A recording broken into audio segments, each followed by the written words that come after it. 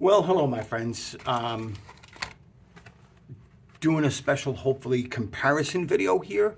I had shown this really nice Johnny Lightning OK Used Cars 73 Pontiac Grand Am, which is the mid-size two-door. That's the Grand Am. It was also the GTO, I believe. It was the Le Mans. It was the Tempest. So, and it directly compares to the Oldsmobile Cutlass Supreme, the Buick Century or Skylark, and the Chevrolet Malibu Chevelle or Chevelle Malibu. And I am fortunate to have one of those from Greenlight from this Hollywood series Drive, the movie, 73 Chevrolet Chevelle Malibu. And as much as I love Johnny Lightning, I've always said that their newer castings are coming to becoming true 164, but they tend to run a little narrow and just a little undersized compared to true 164. Now, I don't have my calipers. I misplaced them. So we're going to compare scale to one another, not to true 164, unfortunately. I will try and update that another time.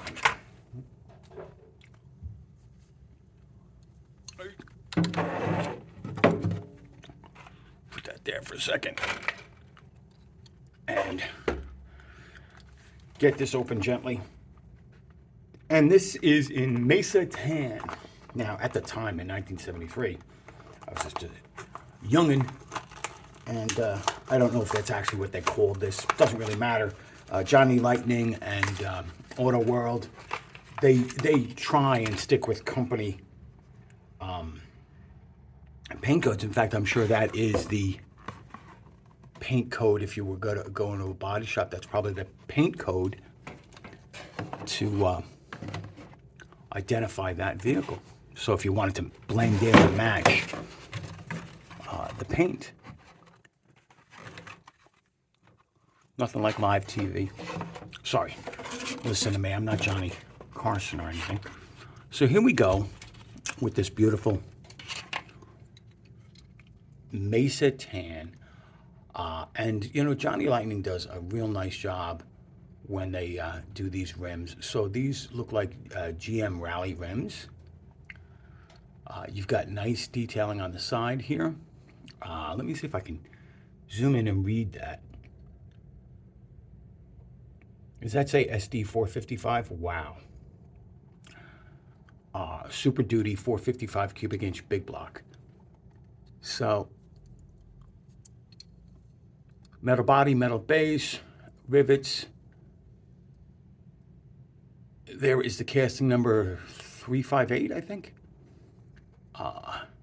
But not with the 164 designation. So this is an older casting. Can't see the copyright right now, but I will probably on a bigger screen. This is one that's been around at least 10 years. So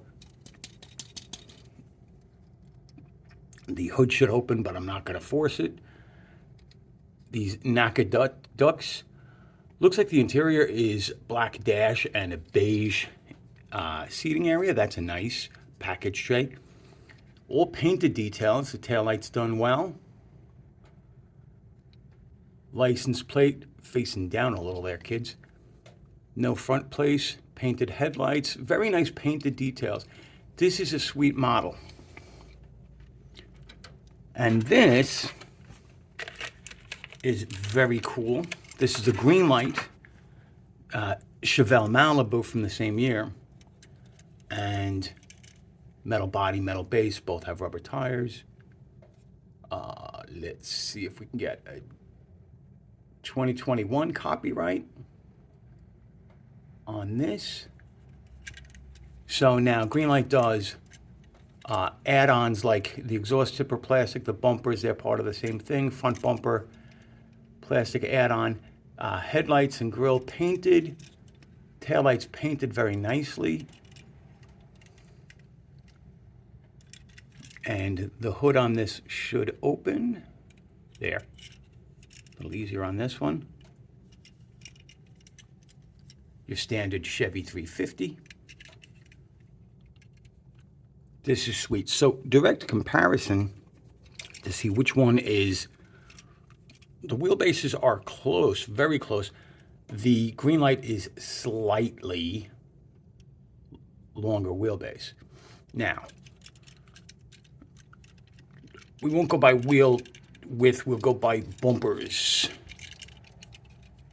Both cars are very similar width.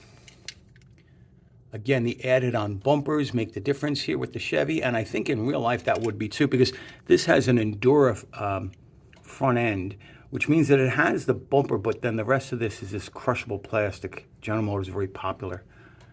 It was actually among a lot of manufacturers, but General Motors, I know I had a couple of cars with this, and so did other family members and friends. Made it a real pain to paint and match if you had any type of rust or damage, because the primer had to be different. Instead of just covering metal, covering this Endura. I'm not a body man. I didn't do a lot of paint and body work in my time, and what I did didn't come out that well. So these are two very cool castings. This is a real nostalgia setup for me, because these are the cars that were available when I was 16, 17, 18, looking to buy cars. And I've owned quite a few cars, especially back then. And I've owned quite a few Malaise area 70s cars, and I have an affinity for them. So these are both great castings. With this OK Used car, there's a 72 Pontiac Grand Am, a 63 Ford Galaxy 500. I have an older version of that. I've seen that in the store. It's a beauty. The 77 Pontiac TA WS6. I don't think I have the Johnny Lightning version. I'll have to check. I have a couple of versions of, including like a Kyosho.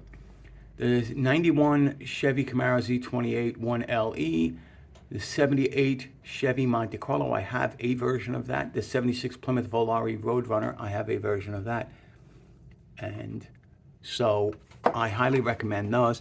The Drive Hollywood, they don't give, other cars in this, but I know that there's a police car. Most of these cars I don't recognize from the movie. Then again, I'm not 100% sure I've seen this movie. There are so many, Baby Driver and The Driver, and yeah. So I hope you enjoyed this. I always love doing these comparisons. These are two well-done castings in my opinion. I think the Johnny Lightning will stand up longer as far as quality. The Greenlight, which I love Greenlight, don't get me wrong. If you drop it, or if there's a shipping problem, you can lose the bumpers because they're glued on. The wheels on this Chevy are over-chromed, but it's not terrible. So, thank you very much for watching. I will talk to you soon. You guys be well.